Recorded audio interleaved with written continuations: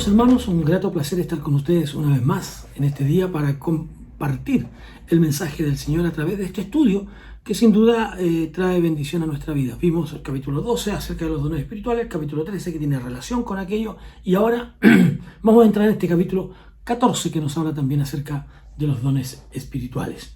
Pero antes vamos a tener nuestro tiempo de oración, vamos a orar al Señor para que Él pueda dirigirnos en este estudio y podamos tener la convicción que es el Espíritu Santo que nos revela su palabra. Oremos al Señor. Padre, en el nombre de Jesús, oramos a ti para que tu Espíritu Santo, Señor, traiga a nuestra mente, a nuestro corazón, la convicción de que tu palabra, Señor, es real en nuestra vida y que al revelarla a nuestro entender y a nuestro comprender, podamos entonces ser bendecidos por ella y bendecir también a otros. Gracias por tu palabra para nosotros. En el nombre precioso de Jesús. Amén y amén. Amados, entonces, como les decía, vamos a comenzar en este capítulo 14. Lo que vimos en el capítulo 12 eran los dones que fueron dados por el Espíritu Santo para mantener la iglesia en unidad en medio de esta diversidad de dones, diversidad de funciones dentro de la iglesia, pero que nos ayudan a mirar y a comprender mejor el porqué y el para qué de los dones espirituales. Ahora, nosotros a través de la obra del Espíritu Santo somos insertados, por así decirlo, en el cuerpo de Cristo y somos colocados allí también para usar nuestros dones en beneficio de la iglesia. Al final del capítulo 12, el apóstol Pablo dice que nosotros debiéramos desear intensamente los dones mejores, pero que sin embargo Él les mostraría un camino todavía más excelente. Y ese camino más excelente desde la perspectiva del apóstol Pablo y desde la perspectiva para nosotros hoy día también era el camino del amor. Y por lo tanto, todo el capítulo 13 trata acerca del amor. Pero ese camino del amor, ¿no es cierto?, que nos lleva a ejercer nuestras funciones dentro del cuerpo de Cristo de mejor manera. Así es que termina el capítulo 13 hablándonos acerca de la fe, la esperanza y el amor. Y concluye que lo más o el más importante de esos tres es el amor. Y ahora entonces en el capítulo 14, el texto 1, abarca este tema que nosotros que podemos llamar el tema de las profecías y dice: seguid el amor y procurad los dones espirituales, pero sobre todo que profeticéis. Aquí nos encontramos con que el apóstol Pablo comienza a decirnos que seguir el camino del amor nos debe impulsar, nos debe motivar a querer, a procurar, a buscar, ¿no es cierto?, los dones espirituales. Y Pablo dice que uno debiera desear. Ahora, ¿por qué desear? Simplemente por el hecho de que si nosotros estamos en el cuerpo de Cristo, lo que debiéramos desear, lo que debiéramos querer es ser de bendición al cuerpo de Cristo, es decir, la iglesia. Si usted está en la iglesia, si usted está en el cuerpo de Cristo, usted debiera desear profundamente ser de bendición para la iglesia del Señor. Y eso debería motivarle a procurar y a buscar entonces estos dones espirituales que nos han de llevar a este camino más excelente, como lo dice el apóstol Pablo. Ahora, podemos sin embargo hacer aquí una apreciación que Pablo dice: la idea es que todos profeticéis. Y profetizar no tiene que ver aquí, otra vez lo menciono, con el tema de poder ver hacia el futuro, ¿no es cierto?, sino más bien es presentar la palabra del Señor, yo diría de manera simple, sencilla, ¿no es cierto?, pero con inteligencia, de tal manera que pueda ser comprendida, recibida y aceptada por otros. Pablo hace en esta ocasión una distinción entre los dones que concede el Espíritu, ¿no?, y los dones que son el resultado de una relación espiritual, como el fruto del Espíritu, que es amor, gozo, paz, paciencia, benignidad, bondad, mansedumbre, templanza, fe, etcétera, ¿no es cierto? Y que por lo tanto nos lleva a pensar que lo que más debiera incentivarnos o lo que más debiera motivarnos es ver mucho más en cada creyente el fruto del Espíritu en la vida de ellos. Y en la vida de esos creyentes, entonces, ver aún mucho más el amor. Creemos que, sin duda, eso es más importante y es el resultado, el fruto del Espíritu, amados, es el resultado de una intimidad con el Espíritu Santo, de una convivencia espiritual. Y que solo el Espíritu Santo puede producir aquellos dones en nuestra vida. En la segunda parte de este capítulo 14 se nos dice que lo que debemos desear es profetizar. Aquí Pablo, yo diría que está buscando la forma de alcanzar a los creyentes de Corinto para que dejaran esta preocupación obsesiva con el tema de las lenguas, llegando a considerarlo incluso como un fanatismo más que una necesidad. Entonces, en el texto 8 del capítulo 13, por ejemplo, Pablo les había dicho que las lenguas iban a acabar, las lenguas cesarán.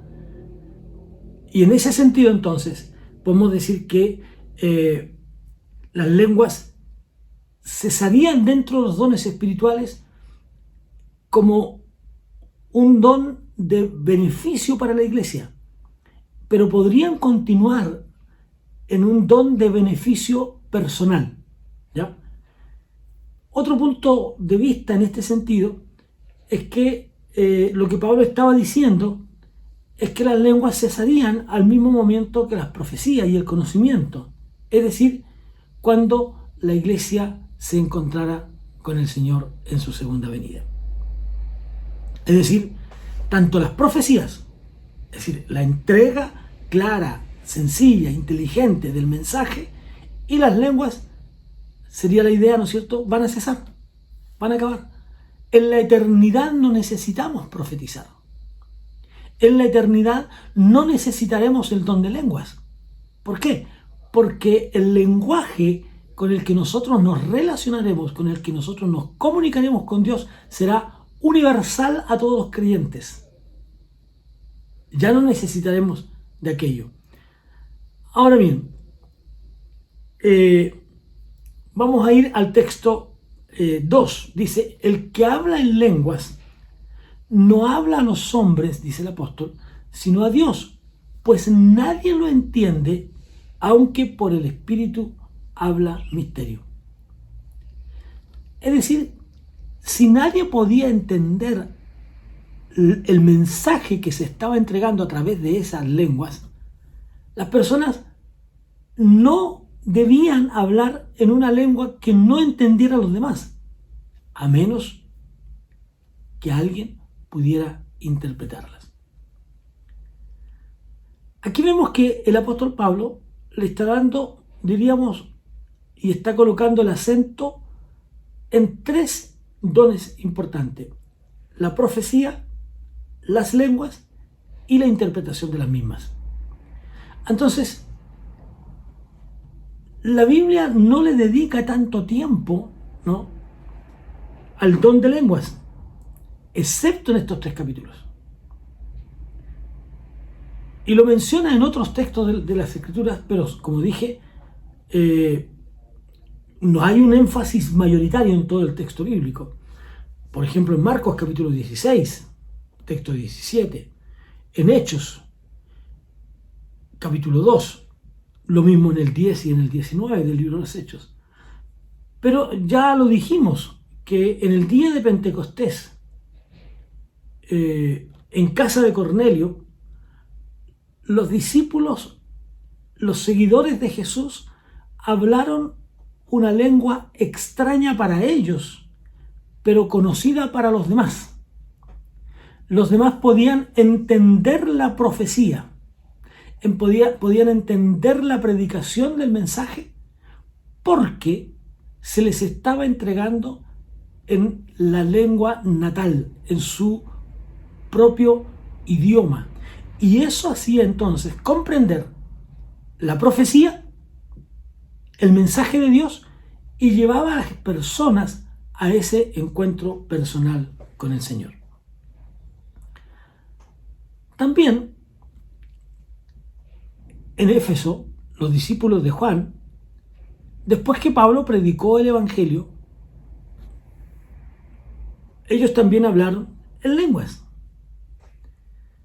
Por lo mismo, entonces podemos decir que fueron usadas como una época de la gracia.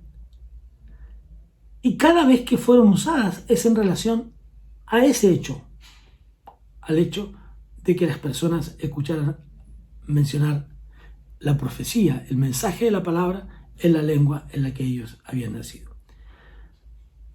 Así es que cuando Pablo está diciendo en el texto 2 acerca del don de lenguas, este don que habla a Dios, debe quedar entonces en una relación única y personal, a menos que haya un intérprete.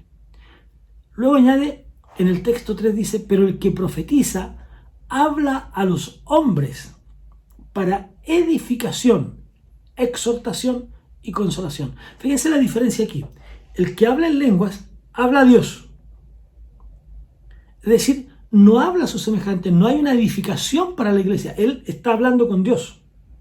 Y por lo tanto, al hablar directamente con Dios, los individuos que están ahí no perciben ese mensaje, no son edificados, no son construidos en la fe.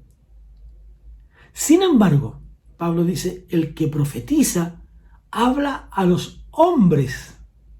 El que entrega el mensaje del Señor está hablando a las personas. ¿Para qué? Para que las personas sean edificadas, sean animadas, sean exhortadas, dice Pablo, sean desafiadas, pero también a través de la palabra de Dios sean consoladas. Estos elementos lleva y la predicación, la profecía. Estos elementos son parte de la profecía. Es decir, el hecho de que el mensaje del Señor debe llevar al individuo a un encuentro con Cristo. Punto 1, a un encuentro con Cristo. En segundo lugar, debe exhortar, animar a aquel que está pasando por un momento complejo en su vida, que está pasando tal vez por una crisis de fe. Y el mensaje debe exhortarlo a volver a la fe. Pero luego el mensaje también debe ser un consolador, algo que llegue a su vida y que consuele su alma atribulada. Estos elementos, estos tres elementos deben estar en la predicación. Y Pablo lo que está haciendo aquí es enfatizar el don de profecía. ¿Por qué? Porque es lo que le permite a la comunidad de fe ser exhortada, animada, consolada, y al que no conoce a Cristo, motivado a encontrarse con Jesús. Entonces Pablo dice, repito, ¿no es cierto? El que habla una lengua extraña si no hay un intérprete, habla a Dios. Por lo tanto, lo edifica a él y no a la congregación. Y ese no es el propósito de los dones. Pero el que profetiza trae el mensaje de Dios, trae el mensaje de la palabra para llevarlo a esta congregación. Y desde esa perspectiva entonces la congregación puede ser llevada a un encuentro con Cristo, animada, ¿no es cierto? Ahí está, animándola, exhortándola, esa es la idea de exhortar, y también, ¿no es cierto?, lleva consuelo. Ahora, luego el apóstol Pablo en el texto 4 dice, el que habla en lengua extraña, a sí mismo se edifica, lo que acabo de decir.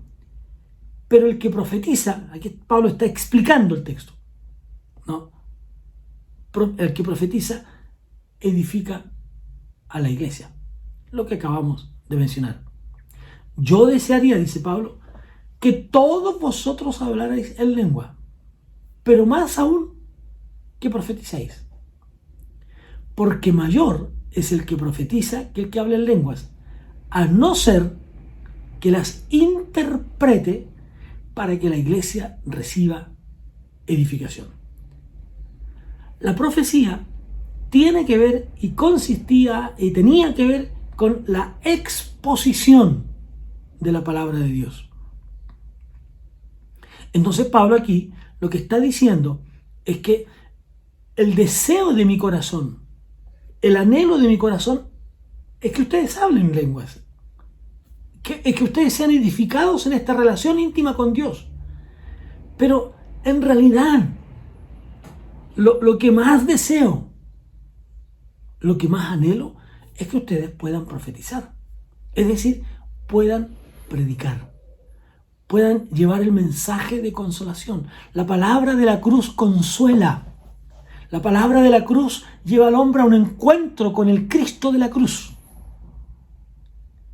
La palabra de la cruz anima a ese que está acongojado, a ese que está triste, que está desanimado, y lo anima, y lo levanta, y lo fortalece, y lo pone otra vez de pie para que pueda continuar su camino de fe. Pablo entonces está diciendo aquello en este texto. Debemos colocar esa atención. La profecía consiste en eso, en la predicación de la palabra. Así es que el que profetiza enseña. Y para la comunidad de fe, eso es más importante que el don de lenguas que edifica y relaciona al hombre con Dios.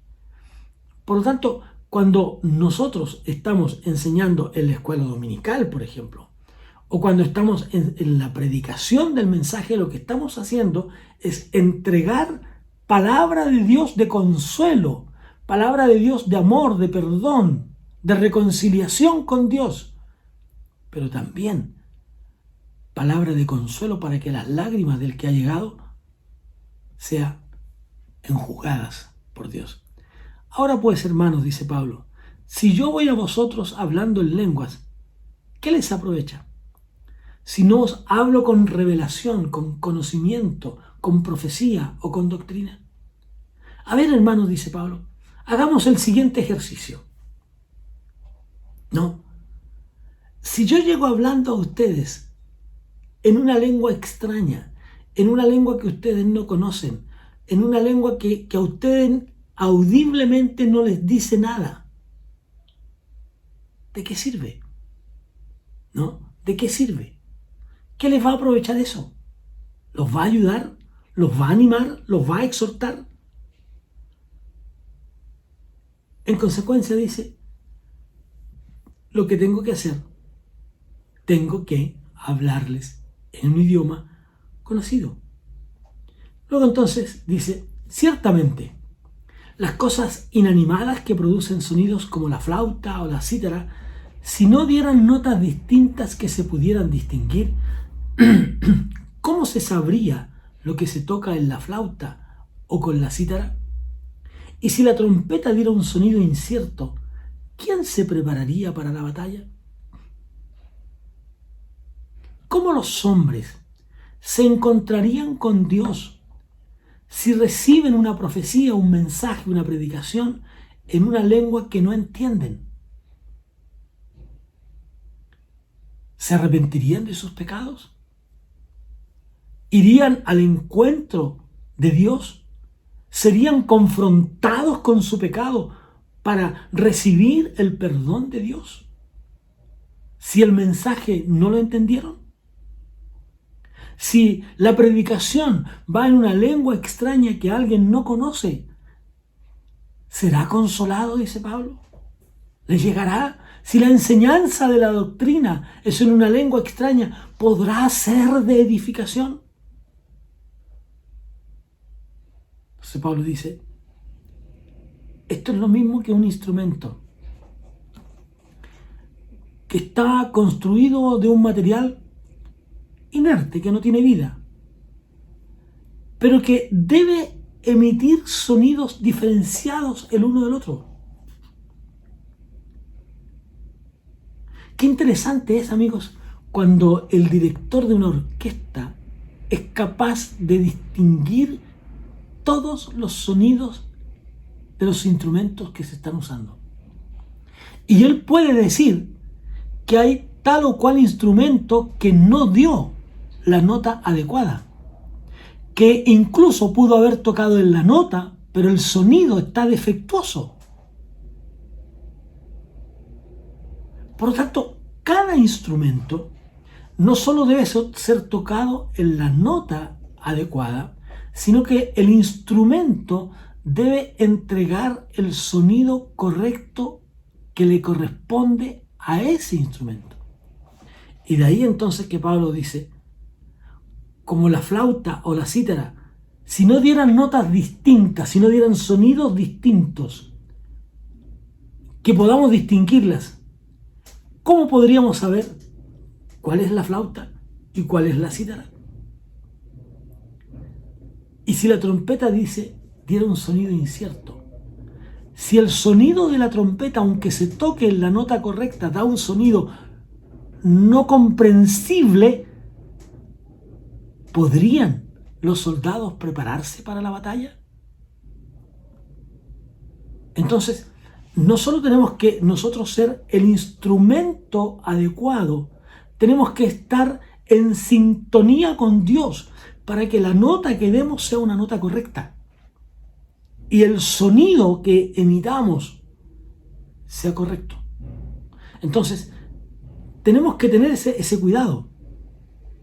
Cuando nosotros vamos a presentar el Evangelio, por eso que decía hace un rato, la predicación del Evangelio, la presentación del Evangelio ha de ser de manera sencilla.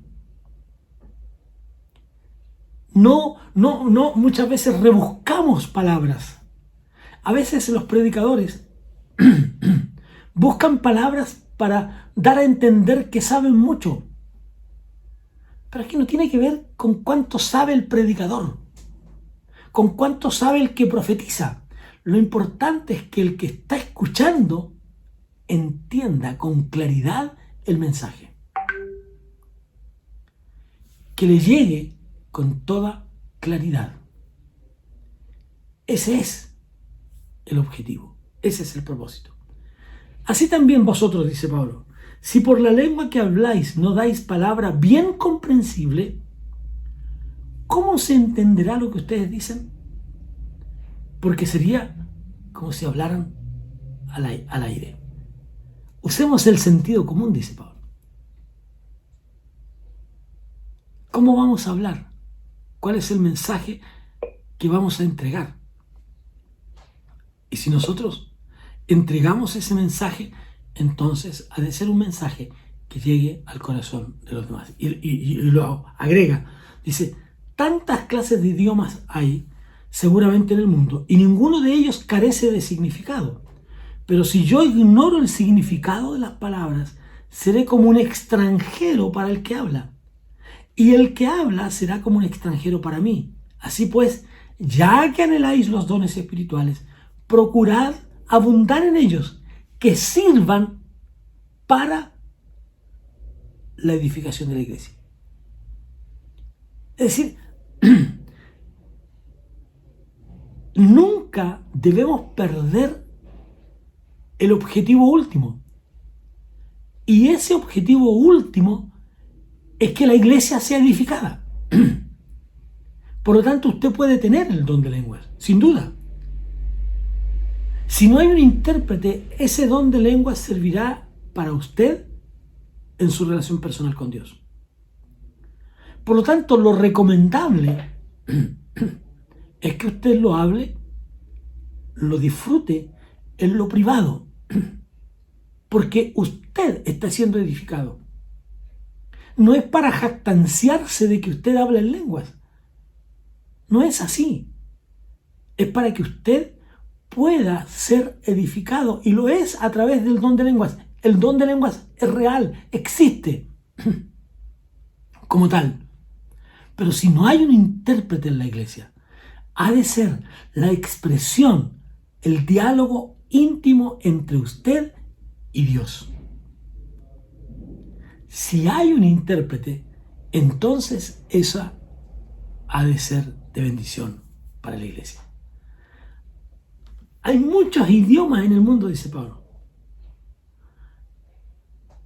Sin embargo, si en un país, imagínese usted en Chile, un país pequeño, si todos habláramos una lengua distinta, ¿cómo podríamos entendernos? ¿Cómo podríamos comprendernos si todos nosotros hablamos una lengua distinta? ¿Podría eso contribuir a que el país fuera edificado? ¿A que hubiera leyes que nos sean útiles para todos? No es posible. Por lo tanto, dice Pablo, el que habla una lengua extraña, pida en oración poder interpretarla. El que habla en una lengua extraña, pida en oración poder interpretarla. Si yo oro en lengua desconocida, mi espíritu ora, pero mi entendimiento queda sin fruto.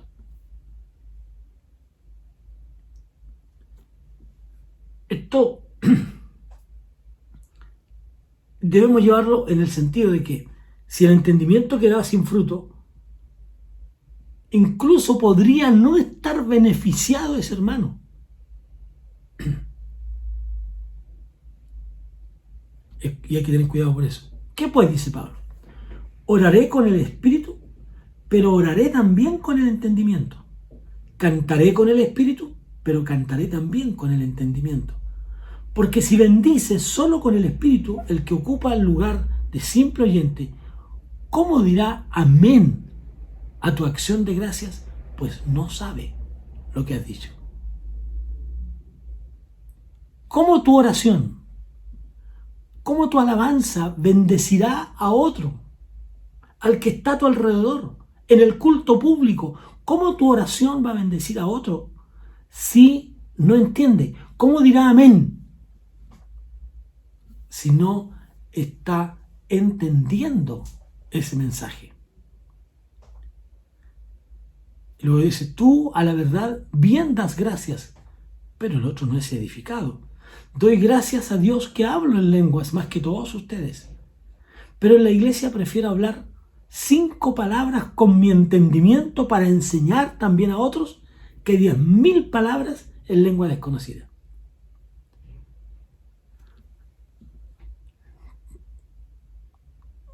Tengo que entender que lo que Pablo está diciendo aquí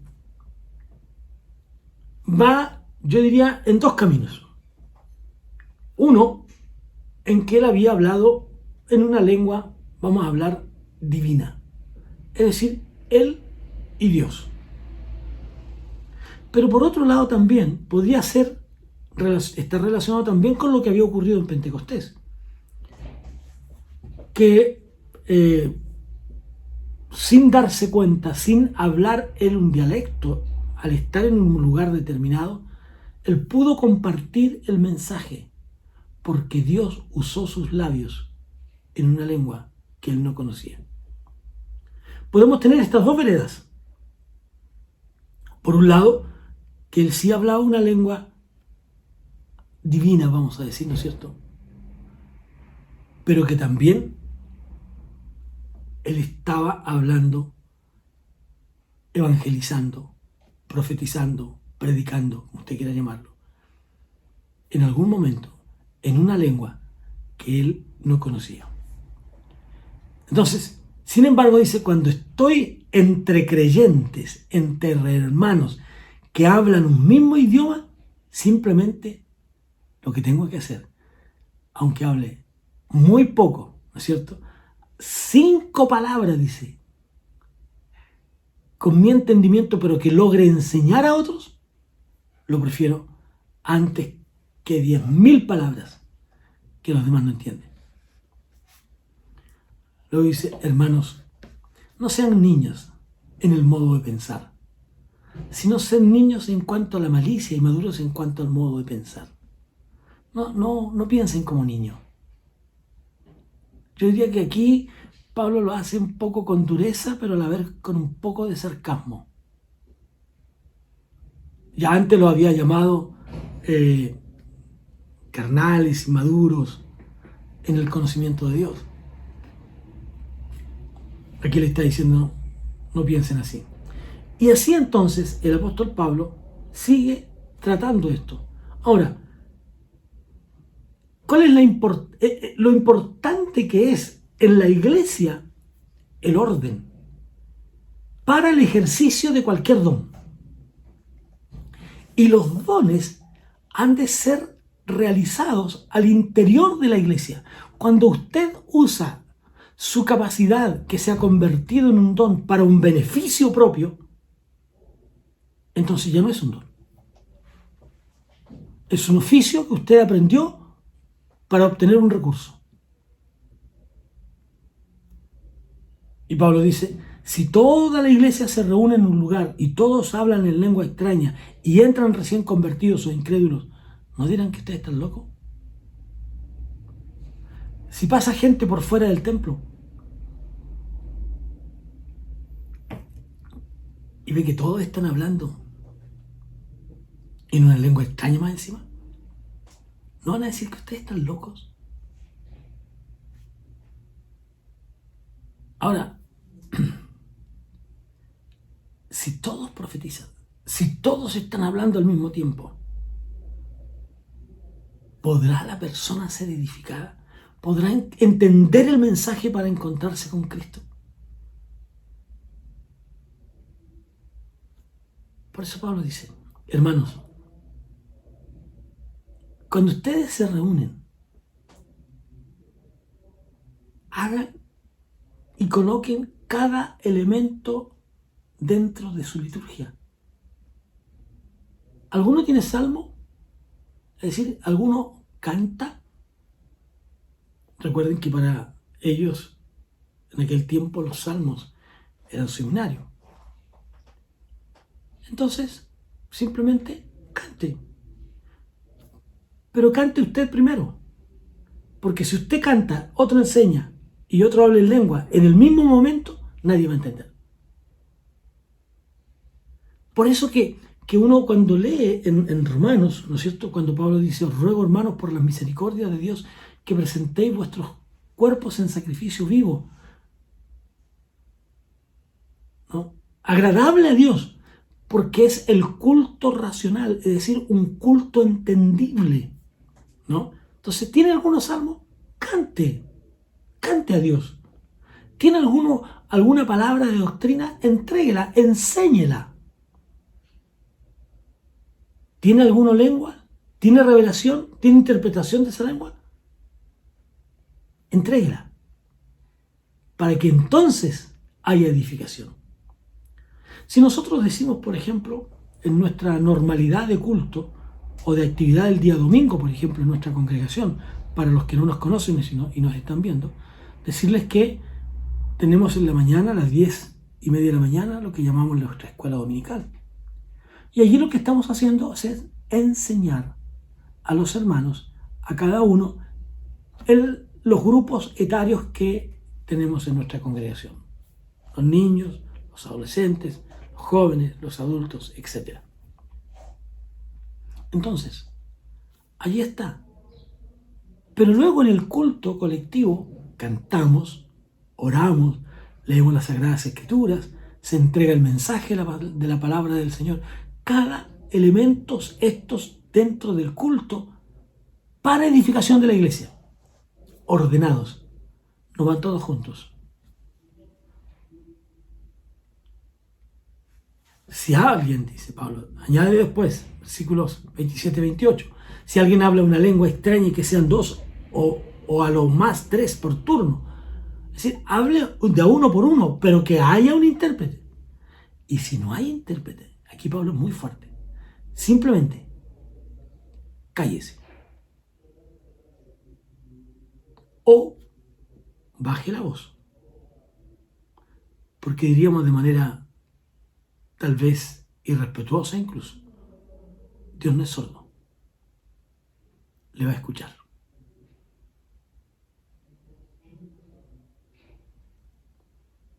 Y los profetas, de la misma manera. No puede, si va, imagínese usted en un culto largo, vamos a pensar en un retiro espiritual, por ejemplo. No pueden todos los que profetizan entregar al mismo tiempo el mensaje, sino que cada uno en su lugar y los otros simplemente callen. Y así entonces Pablo sigue tratando en este capítulo acerca de los dones espirituales. Luego toca aquí un tema que a uno podría llamarle la atención. Dice que los espíritus de los profetas están sujetos a los profetas, pues Dios no es Dios de confusión, sino de paz. Otra vez reitero, el ejercicio del culto tiene que ser hacia la iglesia. Ahora bien, cuando Pablo habla acerca del don de lenguas con las mujeres, Pablo no estaba diciendo que la mujer no podría hablar en lengua. No, mire lo que dice el texto. Quiero que veamos esto en la iglesia. Todos hablan por turno. Luego dice Pablo, en relación a las mujeres, dice, y si quieren aprender algo, pregunten a sus maridos en casa, porque no es correcto que una mujer hable en la congregación. ¿Acaso ha salido de vosotros la palabra de Dios, o solo a vosotros? Si alguno se cree profeta o espiritual, dice, reconozca que lo que os escribo son mandamientos del Señor. Pero si alguno no reconoce esto, tampoco él será reconocido. Pablo no está menospreciando la función de la mujer. Lo que está hablando es del orden establecido dentro del culto. Cada uno debe hacerlo de acuerdo al momento, al don que ha recibido de parte de Dios. Entonces, así que hermanos, procurad profetizar y no impidan el hablar en lenguas, pero hágase todo decentemente y en orden. Otra vez Pablo está motivando a la iglesia a desear los dones mejores. Y es evidente aquí que enseñar la palabra de Dios, compartir el mensaje de la palabra de Dios con otros, es mejor. Los dones espirituales nos ayudan en la edificación de la iglesia.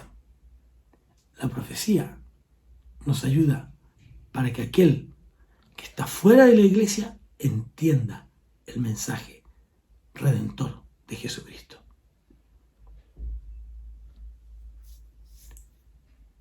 El principio que obtenemos aquí